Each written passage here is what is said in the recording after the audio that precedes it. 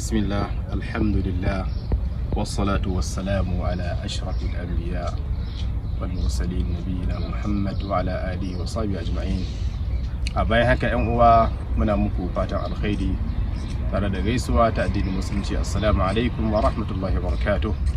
Barkamu da haduwa a wannan shiri da wato tawaga ta ɗalibai ko kuma kace kungiyar ɗalibai ta arewacin Najeriya da suke karatu a wannan jami'a mai albarka Aljami'atul Islamiyya suka shirya domin amfanar da al'umma, domin tunasarwa da kuma nusarwa kan lamura wanda suke alaka da azumi, wanda yanzu haka muna cikin watan Ramadan, wata mai albarka. Dalilin haka ne yasa na gayyato ko muka gayyato manyan malamai ta bangaren dama na akwai Dr. Abubakar Uzair wanda yana karatunsa na asalin doktora wato PhD a bangaren fiqhun musulunci, wanda yake alaka da wato abin nan gwama tsakanin mazhabobi wato alfiqhul muqaran. Malam kuma yana dabda ya sallama wato bahasinsa na risala wadda ake yi domin samun wannan matsayi na PhD. A bangaren haguna na akwai alqadi alkabir Sheikh Yahya Maina, wanda shi ma yana karatunsa na alƙalanci a wannan jami'a mai albarka, wanda shi ma yana asalin ya wuce rabi a wannan karatu mai albarka. Mun gayyato su ne domin mu karu da iliminsu, domin asalin su ba da wannan gudumawa, su shiga cikin waɗanda da su sanya hannun jari domin ci gaban al'umma. Saboda haka za mu shiga cikin shirin kai tsaye. Malam Abubakar Uzair, assalamu alaikum warahmatullah. Wa alaikum assalam wa rahmatullahi wa barakatuh. Muna maka maraba da zuwa. To masha Allah. Malam Sheikh Yahya Maina, assalamu alaikum warahmatullah. Wa alaikum assalam wa rahmatullahi wa barakatuh. Muna muku maraba da zuwa.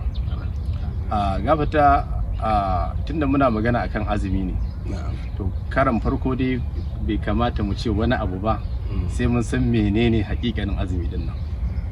To alhamdulillah wassalatu wassalamu ala rasulillah wa ala alihi wa sahbihi wa man wala. Wa ba'd, rabbi shrah li sadri wa yassir li amri wa hlul 'uqdatan min lisani yafqahu qawli. Bayan haka yan uwa masu kallon mu da sauraron mu duk inda suke, muna muku sallama ta addinin musulunci. Assalamu alaikum wa rahmatullahi ta'ala wa barakatuh. Ina farin ciki na wannan gayyata da shugaban ɗaliban arewacin Najeriya ya yi don a gabatar da wannan wato tattaunawa ta ilimi don al'umma su amfana. Ka tambaye ni game da azumi a harshen larabci da aka ce as-sawm, wato azumi ana nufin kamewa daga wani abu, kai tsaya kada ka aikata wani abu, shi ake kira azumi.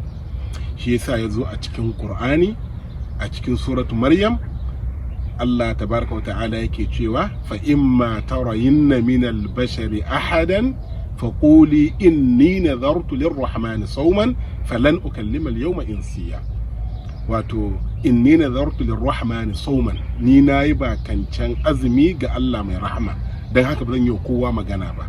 Wato wannan azumi din a gurinsu wato kamewa daga magana, shi ma aka kira shi azumi. To idan muka zo kuma a shari'a a gurin malaman musulunci, idan suka ce azumi me suke nufi? Idan aka ce azumi a musulunci ana nufin wato kamewa daga dukkan abubuwan da suke karya azumi. Mutum ya kame daga aikata abubuwan da suke aikata azumi tare da niyya. Za ka yi tambaya menene abubuwan da suke karya azumi? Kamar ci da sha da saduwa da iyali, waɗannan abubuwa ne manya cikin abubuwan da suke karya azumi. Sauran bayanai kuma za su biyo baya insha Allah. To kamewa daga dukkan abin da yake karya azumi tare da ƙudurta niyya a zuciya kan cewa wannan azumin za ka yi shi ne don Allah a lokaci da yake daga fitowar alfijir har zuwa faɗin rana. Wannan a shari'a shi ake kira azumi. Duk wanda ya aikata wannan abun da niyyan cewa ibada zai yi wa Allah, to wannan yayi azumi. Wannan a takaice kenan.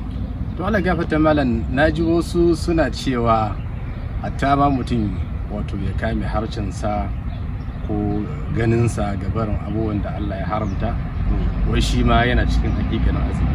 Shin wannan daidai ne ko daidai ne? Tun da dai kamewa, idan muka ɗauke shi a ma'anar shi na harshen larabci, kamewa, to waɗannan abubuwan sun shiga cikin kamewa. Amma ma'anan azumi a gurin malamai na musulunci shine yadda na muku bayani a takaice. To Allah saka da alkhairi. Na'am. To za mu je ta bangaren ayyuhal qadi, ko akwai wani ƙarin bayani akan abin da malam ya faɗa? In ko babu, mu je matsala ta gaba. Za mu je matsala ta gaba shine, tunda mun san cewa addinin musulunci ya zo wato a lokacin da ya zo da babu shi, sai Allah ya shar'anta shi, aka zo har zuwa aka aiko annabi Muhammad sallallahu alaihi wasallam. Abinda aka aiko shi da shi shine tauhidi. Aka zo aka farlanta masa sallah. To tambaya anan, shin azumi din nan yaushe ne kam aka farlanta shi, ko shi ma tare da sallan aka farlanta? To alhamdulillah, wassalatu wassalamu ala rasulillah, amma ba'd. Yan uwa, assalamu alaikum wa rahmatullahi wa barakatuh. Mai girma shugaban ɗalibai na arewacin Najeriya, Dr. Muhammad Sani, Allah mu ɗauki sarki ya saka muku da alkhairi a wannan ƙoƙari da ake yi na bujiro da abubuwa kala-kala domin amfanar al'umma. Daga ciki wannan tattaunawa da aka shirya akan wannan wata mai alfarma da muke ciki na watan Ramadan. Allah mu ɗauki sarki ya amsa ibadunmu baki ɗaya. Dangane da tambayar da dokta ya mun, abin da ya shafi farlanta azumin watan Ramadan. Farlanta azumin watan Ramadan an farlanta shi a shekara ta 2 bayan hijira. Na bayan hijirar Annabi sallallahu alaihi wasallam daga Makka zuwa Madina. Bayan shekara ɗaya, cikin shekara ta 2 a watan Sha'ban, Allah madaukakin sarki ya wajabta azumin watan Ramadan akan al'ummar musulmi. Shi yasa Annabi sallallahu alaihi wasallam a rayuwarsa yayi azumin watan Ramadan har sau 9, ma'ana shekara 9 a jere. Mai an farlanta shi a shekara ta 2 a watan Sha'ban, yayi azumin wannan shekara ta 2, sannan kuma ya rasu a shekara ta 11 a watan Rabi'ul Awwal. Sai ya zamana yayi azumi 9 kenan a jere, shekara 9. Wannan shi ne. Kafin a wajabta azumin watan Ramadan, akwai azumin da yake wajibi ne, shine azumin ranar Ashura. Azumin kwana ɗaya ne a shekara, za ka yi shi, shine asalin azumin farilla da Allah maɗaukin sarki ya wajabta wa al'ummar musulmi. Wannan azumi na watan Ramadana sai aka ainihin mai da azumin ranar Ashura kuma ya zama azumi ne na nafila, na mustahabbi da wanda yake so, yake neman ƙarin lada da kuma kankarar zunubi, kamar yadda Annabi sallallahu alaihi wasallam ya tabbatar. Wannan dai shine a takaice tarihin azumin watan Ramadan. To malam, Allah saka da alkhairi. Za mu je matsala ta gaba. Kamar yadda muka sani cewa kowace ibada da Allah subhanahu wata'ala ya farlanta ga bayinsa, ko kuma manzo Allah sallallahu alaihi wasallam ya sunnanta wa asalin bayin Allah, to da aka samu wannan ibadan akwai wani bonanza da aka sa mata, aka sanya musu wasu tagomashi wanda mutum da ya samu karfin gwiwan yi. To shin azumi ta da wannan tagomashi, ta da wannan falalolin? Zan mika abin magana zuwa ga Dr. Abubakar Uzair ya ba mu amsa akan wannan tambaya. Lallai azumi na da falala, kuma ba zan ce falala ba, falaloli, domin falalolin suna da yawa. abu na farko, azumi yana da falala ta musamman da yake banta daga sauran ibadu. Shi azumi Allah kaɗai ake yi wa, ba a yi wa wani in ba Allah ba. Wato Allah ya danganta wa kanshi azumi, yake cewa fa innahu li wa ana ajizi bihi. Wasu daga cikin malamai suke cewa inda a ce wanda ba Allah ba zai sa wani ya mishi azumi, to sai ya fi shi shan wahala, domin sai ka yi ta bibiyan mutum. To azumi Allah kaɗai ake yau, shi kuma sirri ne tsakanin Allah da bawan shi, don haka ya zamanto yake da falaloli masu yawa. Daga cikin falalolin da azumi yake da shi, abu na farko, yadda ya zo a ayar da Allah ya bayanin azumi, takawa. Azumi yana haifar da takawa da tsoron Allah. Allah yake to ya ayyuhal ladina amanu kutiba alaykumus siyamu kama kutiba alal ladina min qablikum. Dan me ya Allah? Allah yake la'allakum tattaqun, dan ku zamanto masu tsoron Allah. To kun ga azumi yana ba mutum wannan abu. Sannan azumi daga cikin falalorin, wato azumi yana karya lagun shedan, saboda shi azumi yin azumi din yakan toshe wasu hanyoyi na sha'awa a jikin dan adam. To yin shi yana karya lagon shedan yadda ba zai sa mutum ya zama tuna wasu aikata sako ba. Wannan ɗaya ne daga cikin falalolin wato azumi. Sannan masu azumi, wanda shine fallan azumi din, masu azumi suna da wasu ladaddaki da Allah ya keɓance su da shi. Shine a ranar gobe kiyama, a ranar lahira, masu azumi za a kira su ta wata kofa na musamman wacce ake kira babur rayyan. Ma'anar rayyan shine wanda yake ya sha ruwa ya koshi, shine rayyan. To wanda suke azumi, Allah zai musu sakamako da cewa ta wannan kofar za su shiga aljanna. Kun ga kenan azumi yana shigar da mutum aljanna, wanda shine ɗaya daga cikin manyan abin da mutum idan ya same su ya ci ribar duniya kenan. Domin yardar Allah ita ce gaya ta wannan rayuwar da muke ciki. To azumi yana kai ga mutum wannan gaya, tunda in dai Allah ya sa mutum a aljanna to ya yarda da shi kenan. Sannan azumi yana daga cikin wannan ɗin shi, wato falalar shi yana karya sha'awa. Mutum yakan samu kanshi a halin da shedan ya ta raya mishi aikata abubuwa na sha'awa marasa kyau. To manzala sallallahu alaihi wasallam ya zo cikin hadisi game da samari, yake cewa ya ma'ashar shabab man istata'a minkum alba'ata falyatazawwaj fa innahu aghaddu lilbasar wa ahsanu lilfarj faman lam yastati' fa alayhi bis-sawm. Duk wanda ba zai iya yin aure ba to ya lizimci azumi.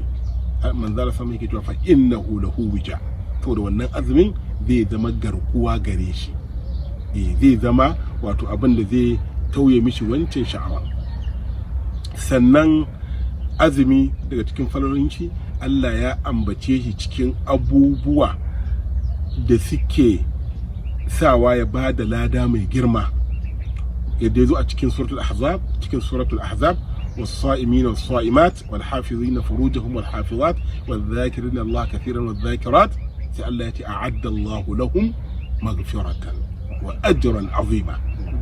masu waɗannan ayyuka Allah ya tanadar musu da wato gafara da lada mai girma. Allah ya ce lada mai girma, haka ba ƙaramin lada ba ne. To wannan duka azumi shi ke ba da wannan falalar. Sannan daga cikin abubuwa da ake samu na wato yin azumin watan Ramadan shine shi a cikin azumi din akan yawaita karatun Qur'ani. Wani daga cikin falalan da mutum yake samu gurin azumi, yakan samu ƙarfi na yin wasu ibadu masu yawa. Wannan kaɗan daga cikin abubuwan da daga cikin falalolin azumi. To malam Allah ya saka da alkhairi. Malam ya faɗa mana wasu daga cikin falalolin azumi, ba fa duka bane, wannan wasu ne daga cikin masu yawa. In ba kama annabi cewa yi man sama ramadana imanan wa ihtisaban ghufira lahu ma taqaddama min dhanbi. Cewa duk wanda ya azumi watan Ramadan yana mai imani, yana mai neman lada da wannan azumin, yayi don Allah, yana neman kusanci zuwa ga Allah, to an gafarta masa abin da ya gabata na zunubansa. Falalan azumi na da yawa. Malam Allah saka da alkhairi. Ai malam ka dan tuna mu. Na'am.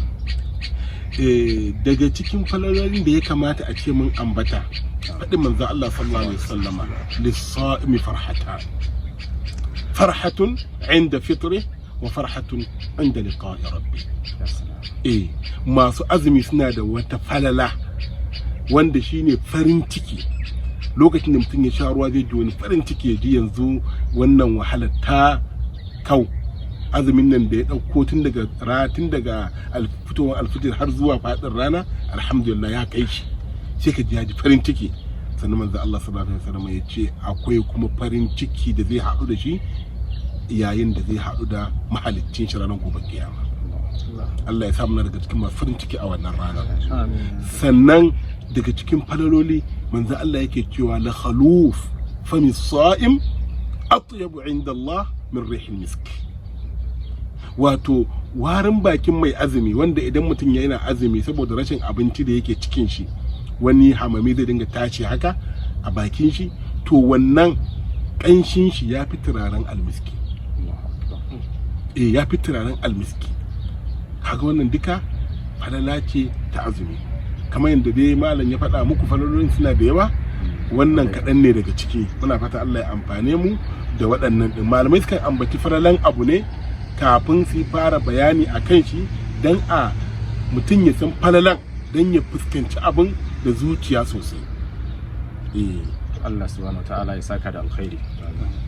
Kamar da muka sani cewa duk wata ibada da Allah subhanahu ta'ala ya shar'anta ta, to wannan ibadan a gurin malaman fiqh suka ce tana da illa, sannan kuma tana da hikima. Sawa'un illan nan ka sani ko baka sani ba. Yanzu misali aka ce menene hikima ta abin da akwai illa ta abin nan, sanya mutum ya yi wanka inda je masallacin juma'a. Yau to haka akwai illa a fili, to amma akwai abin da bata da illa a fili, kamar salloli raka'a 4, wannan raka'a 3, wannan raka'a 2. Menene illa ko hikiman da yasa aka yi haka? To wannan malamai ba su san shi ba, amma Allah ya san shi kuma yana nan. Ba wata ibada bace tana da wannan illan, sawa'un ka santa ko baka santa ba. To shin shi wannan azumi da muke magana akai, shin wannan tambaya ce zuwa ga Dr. Yahaya Maina, cewa shin wannan azumi da muke magana akai, shin shi ma yana da wannan abin da aka ambata din, cewa yana da hikimomi? Akwai hikimomin da aka wato sanya su saboda wannan azumi din? Na'am, alhamdulillah, wassalatu wassalamu ala rasulillah. Ko shakka babu, kamar yadda dokta yi bayani a farko, babu wata ibada ko wani abu da Allah madaukin sarki ya shar'anta face yana da hikima. Sai dai ya zama na hikimar mun iya riskarta ko kuma ba mu iya riska ba. Wani lokaci kuma a riski wani sashe, ba za a riski wani sashe ba. Shi yasa abubuwa da yawa malamai sukan yi kokari su ga sun fito da wasu hikimomi da suka sa Allah ya shar'anta mana kaza, sawa'un ya umarce mu yi ne ko kuma ya hana mu yi. Sai kaga abin hikimar ta ƙara ƙarfafa maka gwiwa wajen yin wannan abu. Azumin watan Ramadana ko kuma azumi umuman, malamai suna ambatar hikimomi na shar'anta shi, hikimomi da yawa.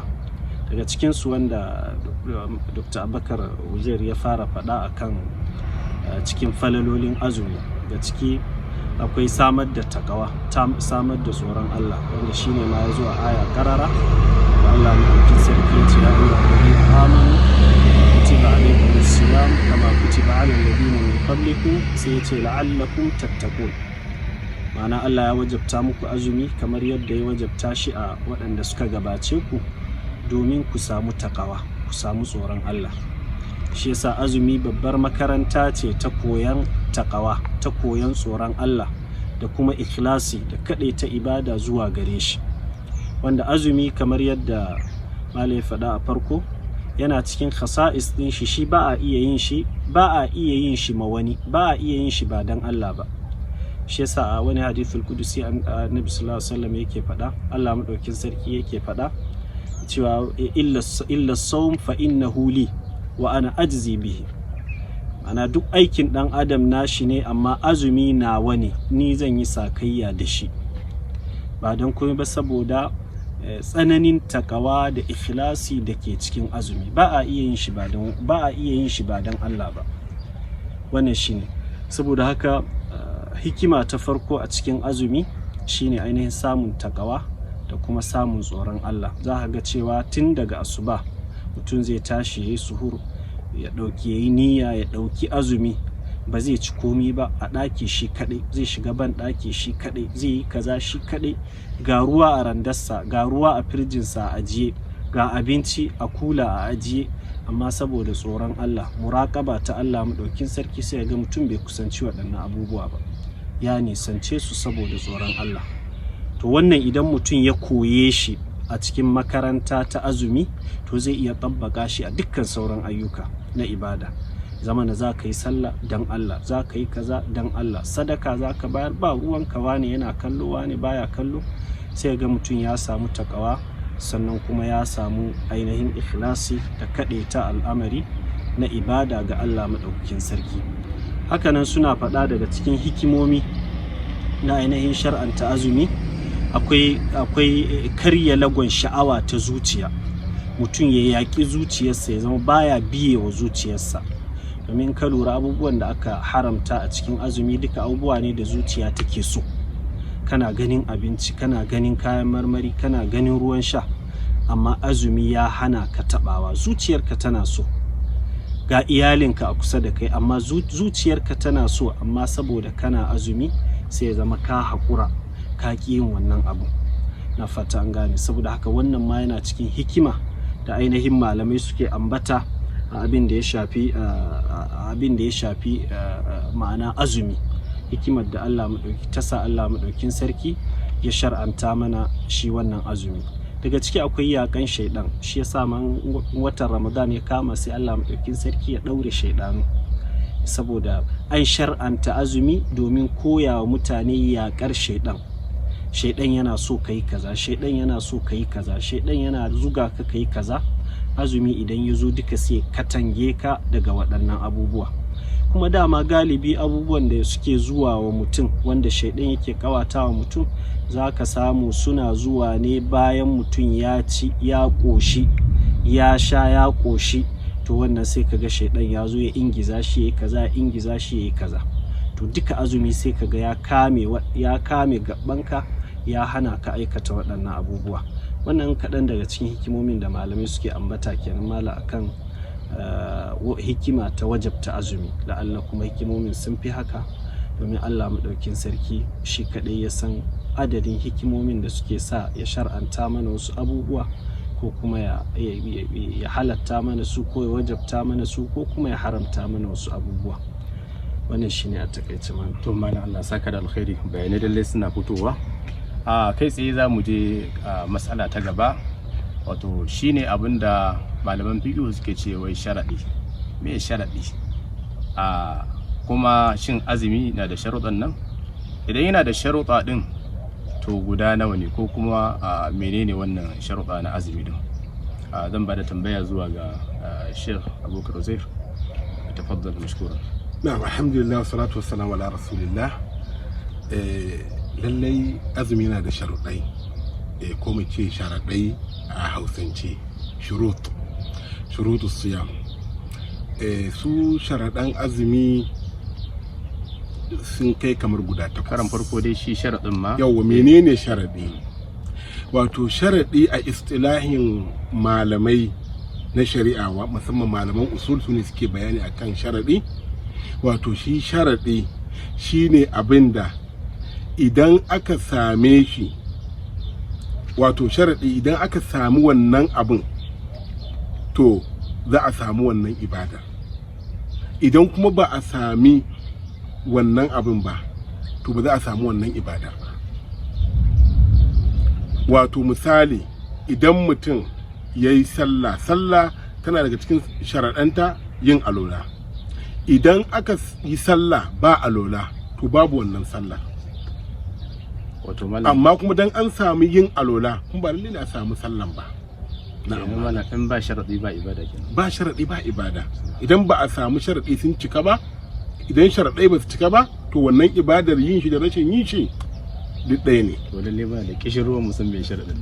To wannan a taƙaice shi sharuɗan azumi abu na farko musulunci. Saboda wanda ba musulmi ba duk aikin da yayi ba a karɓa. Allah yake cewa ma mana'ahum an tuqbala minhum nafaqatuhum illa annahum kafaru billahi. To duk wani ibada da aka shar'anta abu na farko dole mutum ya zama to musulmi. Wanda ba musulmi ba in yayi wannan ibada ba za ta amfane shi ba. Shi abin da ake nema daga gurin shi shine ya zo ya musulunta. Abu na biyu shine balaga. Wanda ba baligi ba wajibi ne a kan shi ya azumi ba. Idan ya yi azumi wannan min babin koya ne, yana koyan azumi din ne, amma azumi din bai zama wajibi a kan shi ba. Sharaɗin wanda yake wajibi ya azumi sai ya zama to baligi. Yara amma ana koya musu tun suna yara. Sai kuma wato mai hankali, wanda bai da hankali mahaukaci ko ya yi azumin shi bai da amfani, saboda shi an ɗauke mishi alƙalami da ake rubutawa mutane masu hankali. Kuma idan ya yi azumin ma ba zai yi niyya ba, don haka azumi ba zai yiwu daga gare shi ba. Wannan sharaɗi na uku kenan. Sai sharaɗi na hudu shine niyya. Dole idan mutum yana so ya yi azumi sai ya yi niyya. Niyya ɗin kuma tana da ɓangarori guda uku na azumi. Ɓangare na farko mutum ya zama to yanke ya yi niyya, baya shakku kan cewa in yi azumin nan ko kar in yi. A'a, kawai na yi niyyan azumi to halas. Idan kuma wannan azumi din na farilla ne, a gurin malikiya kuma ko da ba na farilla ba sai ya yi niyya tun da daddare. Ma'ana kafin fitowar alfijir ya zama to ya kudurta niyyan yin azumin nan. Dole sai ya kira at-tabyit, wato tabyitis siyam, ka kwana da niyyan wannan azumi din, musamman idan azumi din ya zamanto na farilla ne. Wannan akan abin da ya shafi niyya kenan. Sannan sai ka yi ta'ayinin azumin, wani azumi za ka yi. Idan na Ramadan ne to sai ka kudurci a zuciyarka na Ramadan za ka yi. Idan na kafara ne sai ka kudurci a zuciyarka cewa azumin kafara za ka yi. Ma'ana ka ayyana wannan azumi din. Kun ga yana da bangare guda uku: yanke cewa azumin kaza zan yi, ayyana cewa ga azumin da zan yi duka a zuciya, sannan ka kwana da niyyan wannan azumi din kafin gari ya waye. Idan na farilla na da kace duka a zuciya kenan ba a furtawa. Ai niyya mahallinta gurinta shine zuciya.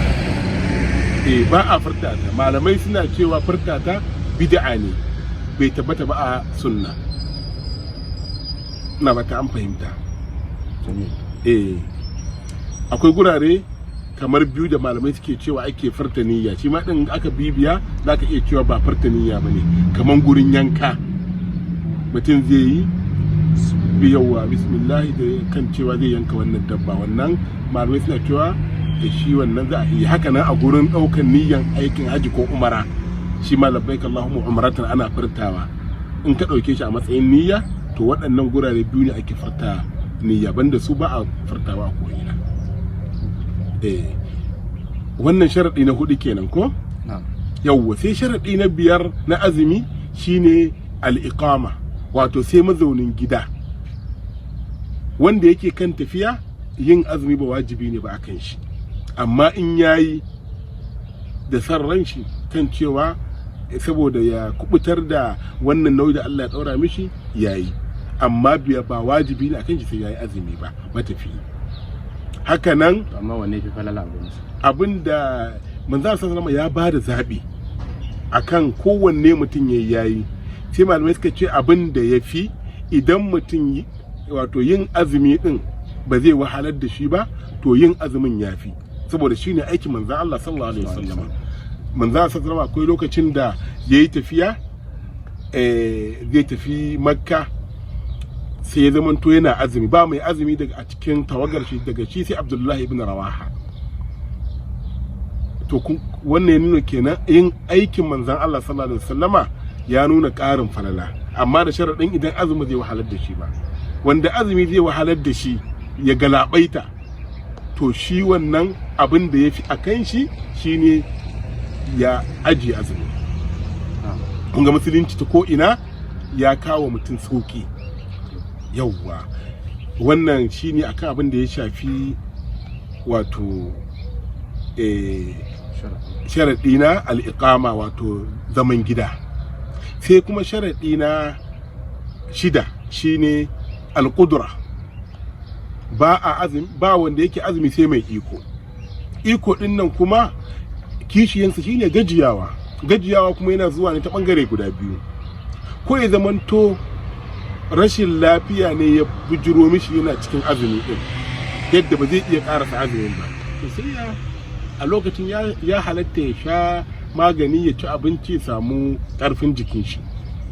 Hakanan idan mutum wani rashin lafiya ya bujiro mishi wanda yanzu ba zai iya azumin ba amma daga baya zai iya, to shi ma wannan zai ajiye azumi daga baya sai ya rama.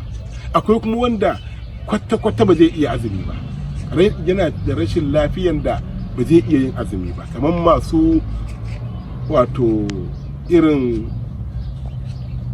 me ake kira wannan ciwon na wanda dan mutum bai ci abinci ba yake wani ulcer ko, to yakan zama chronic, yayi tsanani yadda mutum ba zai iya azumi ba. To wannan idan likita ya ce in yi azumi zai cutar da shi, zai ajiye azumi. Kun ga wannan da yana nuna saukin musulunci kan abubuwa. To wannan yana ga cikin sharaɗan shi ma azumi. To daga cikin sharaɗan azumi malam wani zaka tuna mana? Yawwa akwai alkhulu min almawani. Masha Allah, akwai alkhulu min almawani, wato ya zamanto mutum baya tare da abubuwan da suke hana shi yin azumi din. Abin da yake hana azumi shine kamar jinin haila, kamar jinin biki, mace mai haifuwa, mace da ta haifu ita wannan ko ta yi azumin ba zai yi ba. Haka na wacce take al'ada, ita ma in ta yi azumin bai yi ba. An tambayar da zan kara shine ita wacce take jinin al'ada ko wacce take jinin biki, shin in ta wato jinin al'adan ya kau za ta rama azumin ko ba za ta rama ba? Yawwa, Allah ya saka da alkhairi malam. Duka waɗannan mara lafiya da matafiyi da wanda wani sababi ya hana shi yin azumi, banda yaro da mahaukaci, waɗannan su ba za su rama ba. Amma kamar mai jinin haila da mai jinin biki da mara lafiya da matafiyi, wannan an ɗauke musu, wato idan suka yi za su rama. Shine inda Allah yake cewa faman kana minkum maridan aw ala safarin fa iddatun min ayyamin ukhra. Idan mutum ya zamanto yana bai da lafiya ko yana kan hanyar tafiya sai ya karya azumi, ma'ana bai yi azumi ba, to Allah ya ce to wajibi ne ya rama waɗannan azumi din a wasu kwanaki daban. Kaga ai in ka kula haila da biki shi ma wani nau'i ne na wannan rashin lafiya, duk da cewa akan abin da ya shafi kaman suma, shi kuma wannan akwai sabanin malamai, mutum cewa zai rama ko ba zai rama ba. Kaman suma akwai maganganun malamai, amma ne akan ingancin azumi wanda ya suma. Yawwa, in ya inganta haka ba zai rama ba. Yawwa, in bai inganta ba zai rama. to shine Jamil. To Allah saka da alkhairi. Ina ga akwai hadisin ma'aza da ta tambayi Aisha radiyallahu anha, ta ce ma balu al-ha'id تقضين الصوم ولا تقضي الصلاة فقالت أحرورية أنت قال لست حرية ولكني أسأل فقال كان يصيبنا ذلك في عهد النبي صلى الله عليه وسلم ونؤمر بقضاء الصوم ولا نؤمر بقضاء الصلاة ليس في البخاري saboda haka ke nuna cewa mace dai tilas ne ta rama azumi amma dai salloli kan ba za ta rama ba shi ma malami suna bacin hikomi akan haka to mala Allah ya saka da alkhairi za mu je mas'ala ta gaba shine kamar yadda muka sani cewa kowane gini yana da tushe yana da gangan jiki kamar yadda yana da abin da suke kawata shi to shin azumi shi ma wato gini na azumi yana da wannan tushe din wato abinda malaman fiqh suke kiransa rukuni ana cewa arkanul iman arkanul islam to shin shi ma gafata malam azumi yana da wannan rukunai din ko shakka babu azumi yana da rukunai kamar yadda duk wata ibada take da rukunai kuma rukuni kamar yadda ake faɗa su ne ginshikai ma'ana abubuwan da suka haɗu suka ba da wannan azumi din ko abubuwan da suka haɗu suka ba da wannan ibadar ma'ana a kowace ibada ko kuma kowane abu za ka samu yana da ginshikai da suka haɗa shi azumi ginshikinsa babba wanda malamai suka yi tarayya a kai shine al-imsak ma'ana kamewa daga barin ci barin sha da kuma barin saduwa da iyali da dukkan abubuwan da suke karya azumi kamar yadda za su zo nan gaba ina ji a cikin tsarin tattaunawar barin waɗannan abubuwa gaba ɗaya da kamewa daga barin su tun daga ketowar alfijir har zuwa faɗawar rana wannan shine babban rukuni na azumi kuma malamai ba su da saɓani akan wannan rukuni na fata an gane shine ginshiki babba sauran rukunai malamai suna yin sabani a kansu kamar misali a ce niyya malam ya ambato ta cikin sharuɗa ma'ana wasu malamai suna sa ta cikin sharaɗi don malam da yawa suna cewa bambanci tsakanin sharaɗi da rukuni shine shi sharaɗi ya zama a wajen abu yake rukuni kuma ya zama a ciki yake ma'ana yanzu kamar kamewa kaga cikin azumin take amma misali in ka ɗauki musulunci yauwa ko hankali kaga duka kafin azumin ake maganan waɗannan abubuwa su ne sharuɗa to niyya wasu malamai suna sanya ta cikin azumi saboda tare take da azumi kuma za ta lazimci azumi ne har zuwa ƙarshensa shi yasa wasu malamai suke sa ta cikin sharuɗa na azumi cikin rukune na azumi afwan hakanan misali bayan kamewa da kuma niyya wasu malamai suna ambatar shi kanshi mai azumin a cikin rukuni tunda shine mai yin azumin wasu kan ce shi ma mai yin azumi yana cikin rukunan azumi saboda in babu shi babu azumi saboda haka sai su ce shi ma yana cikin rukunan azumi wajen bayani akan shi su yi bayani akan sharuɗansa dole ya zama mai hankali dole ya zama balagagge ba yaro ba dole ya zama ba wani abin da zai hana shi yin azumi ko ya ɗauke masa azumi da dai sauransu waɗannan kusan a takaice abubuwa guda uku su ne abubuwan da malamai suke ambata akan rukuni na azumi sannan akwai wajibat ma'ana abubuwan da suka wajaba ka wata malam kafin haka a cikin bayananka ka yi bayanin cewa wato niyya ana so mutum ya kasance tare da shi a farkon azumi har zuwa kuma ƙarshen azumi to idan mutum ya ji cewa yanzu kawai ya fasa niyyar azumi amma bai ci abinci ba ya yarfar da niyya din wannan yana cikin abin da suke kira wajibatu sau ma'ana bayan ka ɗauki niyyan asalin ta rukuni ne sannan kuma wajibi ne kai istishabin niyyar ma'ana ya zama niyyar tana tare da kai har zuwa ƙarshen azumi inda lokaci ɗaya za ka yi niyyar karya azumi ko da baka ci komi ba baka aikata wani abin da ke karya azumi ba niyyar kawai ka yi na karya azumin ya karya shi yasa dole ne ya zama niyyar azumin nan tana tare da kai har zuwa lokacin da za ka yi buɗe baki ka kai wannan azumi na gobe ma an ka ɗauka ya zama niyya tana tare da kai na azumi har ka kai shi wannan yana cikin wajibabbun abubuwa ga ainihin mai azumi haka ne yana cikin wajibabbun abubuwa da suke ambata at-taharri na ru'yatul hilal, ma'ana ƙoƙarin ganin wata.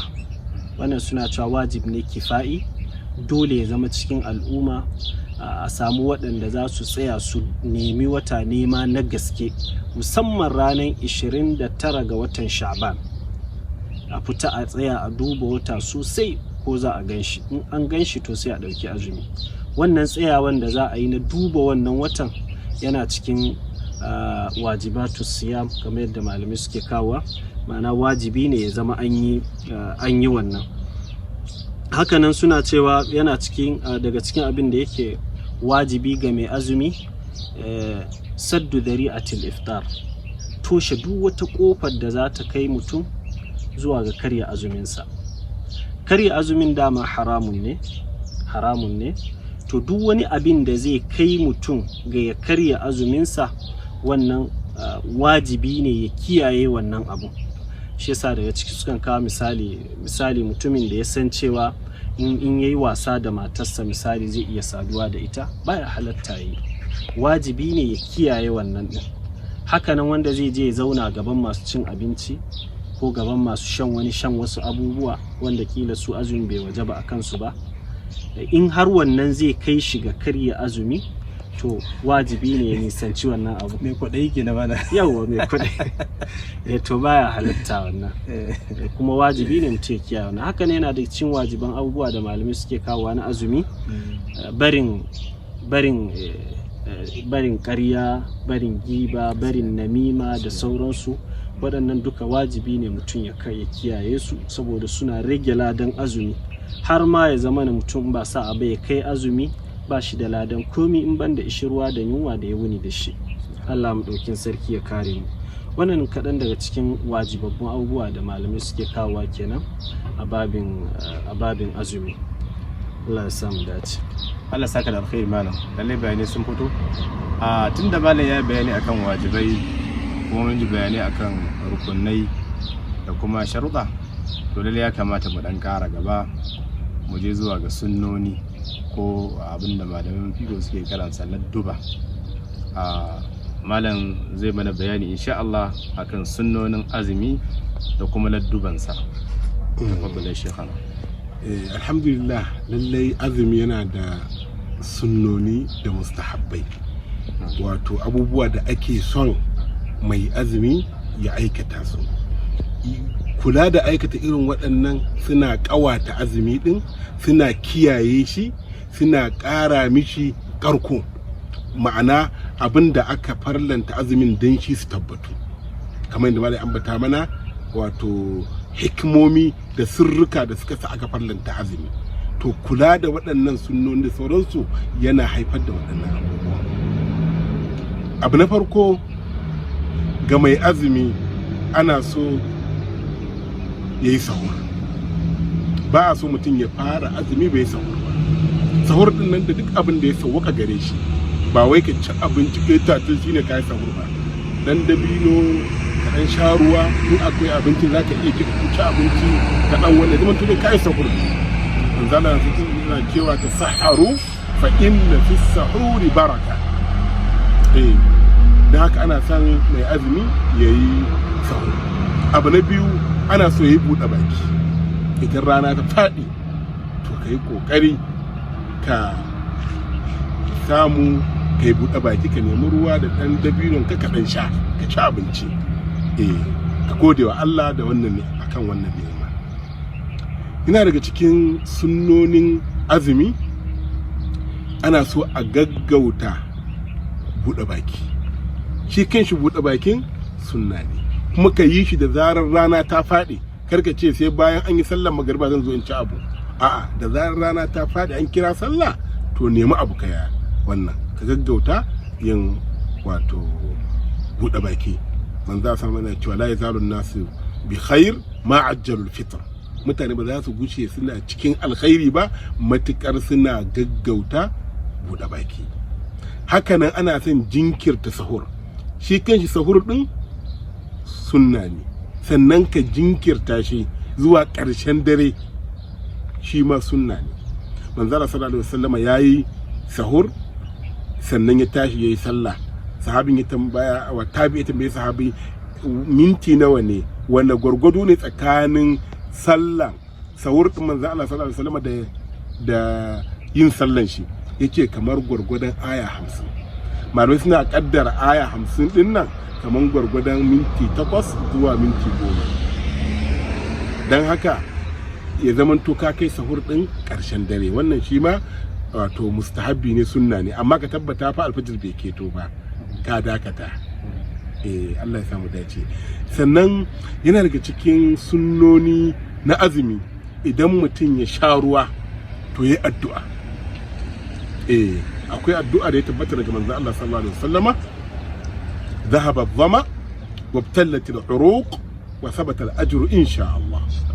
To yana da kyau mutum yayi wannan addu'a yayi addu'an nan idan ya kai azumi. Sannan yana daga cikin abubuwan da aka sunnanta a cikin azumi ana son yawaita ayyukan alkhairi, yawaita sadaka, yawaita ciyarwa, yawaita ibadu, yawaita karatun Qur'ani, yawaita zikiri, yawaita yawan addu'a saboda mai azumi yana da wato addu'ar mai azumi ba a mayar da ita, addu'a ce da karɓaɓɓiya ce. Shi yasa malamai suke cewa Allah bayan magana akan azumi a cikin suratul baqara kai tsaye sai yake cewa wa idza sa'alaka ibadi anni fa inni qarib ujibu da'wata da'i idza da'an, ina amsa kiran mai kira da zaran ya kira ni falyastajibu li wal yu'minu bi la'allahum yarshudun. Wannan ayan ta zo ne kai tsaye bayan magana akan azumi. Malamai ke istinbadin cewa yana nuna wato yadda Allah yake karban wato addu'ar mai azumi. Ya zo cikin hadisi manzo Allah sallallahu alaihi wasallam kan yawaita ayyukan alkhairi, kana rasulullah sallallahu alaihi wasallam ajwadun nas wa kana ajwadu ma yakunu fi ramadan hina yalqahu jibril fayudarisuhu alquran. Wato ibn Abbas yake cewa wa rasulullah sallallahu alaihi wasallam ajwadu bil khairi min ar-rih al-mursala. Wato manzo sallama alkhairin shi a watan Ramadan ya fi iska, sakakkiyar iska za ta bade guri, to haka yake ayyukan alkhairi yayi ta ba wa mutane abubuwa na alkhairi daban-daban. Sannan lokacin da Jibrilu yake haduwa da shi a cikin watan azumi yana yawaita karatun Qur'ani sosai, ce sai ake son yawaita karatun Qur'ani cikin azumi saboda watan azumi ne. Yawwa shahar Ramadan alladhi unzila fihi alquran, a watan Ramadan aka fara saukar da alqur'ani. Daga cikin sunnonin azumi ana so a matsayinka na wanda ya azumi kai ma ka yi kokari ka sa wani ya bude baki a gurinka, ka yi kokari wani ya bude baki a gurinka, ko kuma ka ba wani mai karamin karfin abin shan ruwa. Wannan idan kai za ka samu irin ladan shi kuma ba tare da ladan shi ko kaɗan ya tauyu ba. Man fattara sa'iman falahu mithlu ajrihi, falahu mithlu ajrihi min ghairi an yanqusa min ajri as-sa'imi shay'an.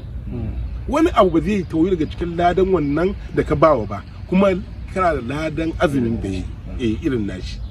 Wannan ba karamin falala bane ba, ya kamata mu yi kokari mu raya wannan sunna.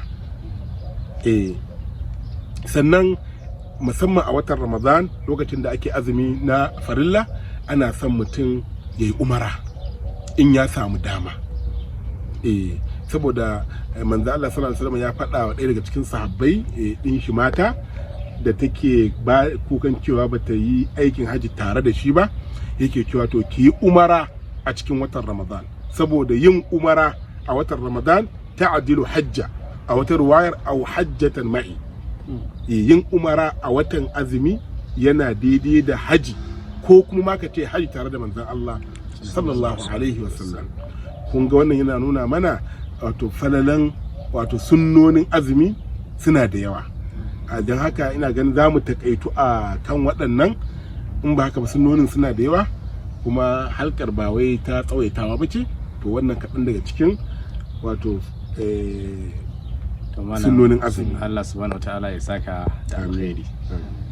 Kuma da wannan ne muka zo karshen wannan shiri, a madadin dan uwa mai daukan wato hoto shine Sheikh Ibrahim Shu'aib da kuma Dr. Abubakar Uzair Dr. Yahya Maina a madadin ni mai gabatarwa Abu Ibrahim Muhammad Thani muke muku fatan alkhairi sai mun haɗu a karo na biyu insha Allah. Wassalamu alaikum wa rahmatullahi wa barakatuh.